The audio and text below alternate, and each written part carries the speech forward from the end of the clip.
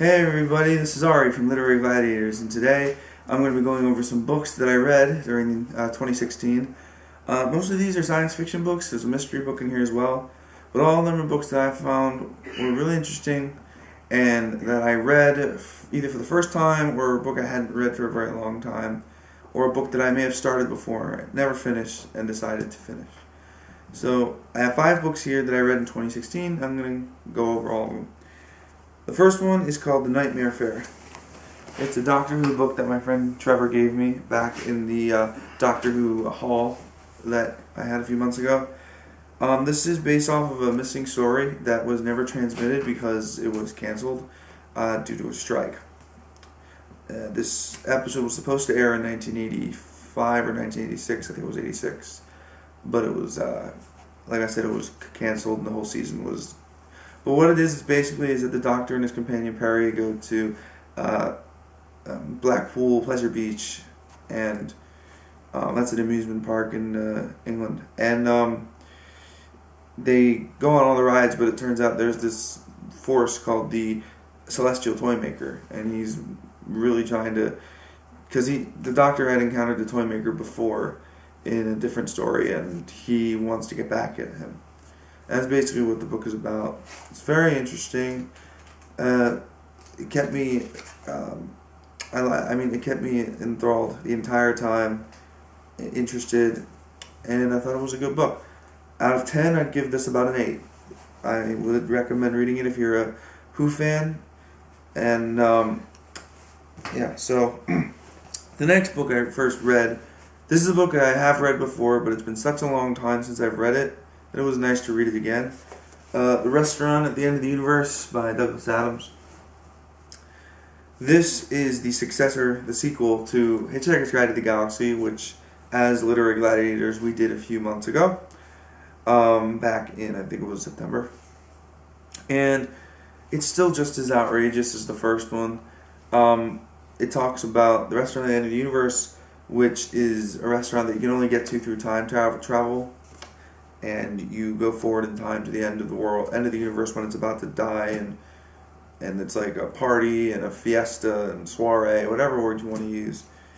And there's another part where, like, Zaphod Beeblebrox, who's one of the main characters, he's the bloated ego, 2-headed, 3-armed guy. He gets stuck on the planet of Frogstar. And there are a lot of really evil guys on Frogstar, and it's a very interesting book. I wouldn't say it's as good as the original, but it's pretty good. I'd give it I'd also give this about an 8, maybe 8.5 out of 10. So this book I've already done a review on. It's called Fear of the Dark by Trevor Baxendale. I'm not going to go into too much more detail about it. If you want to know more about the book, you can find my Fear of the Dark review on Literary Gladiators. But this is basically a Doctor Who story about the 5th Doctor Who, Peter Davison, and he goes to this planet where there is an evil darkness and an evil force that tries to control everyone. And it's a really great book. I'd actually give this one a 9.5 out of 10, maybe a 10 out of 10. It's one of my favorite books I've ever picked up. It's probably my favorite book I've ever picked up on a whim. And if you ever... you should read this book even if you're not a Whovian, because it's got aspects of horror and stuff in it as well. Agatha Christie is someone we've been going over on Literary Gladiators for a little while now. This is Death in the Clouds. This is a Hercule Poirot mystery. Again, this is a pretty good book. It's about I'm not going to give away any spoilers, but a woman named Madame Giselle dies on a plane, and they think it was a bee sting that killed her. In fact, it's much more complicated than that, obviously. I mean, it's a mystery. And it actually becomes clear that it's intentional. So Poirot goes and tries to figure out who it is, and it's a very good Christie. It's not her best. I think her best would go to stuff like And Then There Were None and Murder on the Orient Express, but this one's pretty good. I'd give this one also probably about an 8.5. This last book I have here is based off of a British television show called Blake's 7. It's my favorite show of all time, and this is a book called Avon, A Terrible Aspect. This is about one of the main characters in Blake 7 is a man named Avon. He's a computer genius. He's extremely arrogant. He just doesn't care about anyone except himself. And this is supposed to be a prequel to who he is and how he was born and how his father fought. And there's a bunch of different things.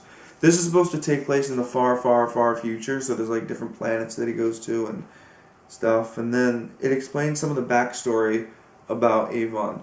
The one issue with this book I have is that some of the stuff that's said isn't canonical, so that loses points for it. But it's a very well written book by the actor who plays Avon, Paul Darrow. So this is a book that it's hard to recommend because the show is not popular. But if you're interested in finding out about a new television show, it's not on anymore. It went from 78 to 81. But if you want to know about the show and just maybe get interested in it, this might be a good book to pick up. I'd give this one about a 7 out of 10. So those are 5 books that I've read in 2016, with the majority of them being books I've never read before. And overall, I'd say I got a pretty good average of books here. So I'm glad I read these books, and hopefully you'll be able to read some too. I'm Ari, signing off for Literary Gladiators, and remember to keep reading.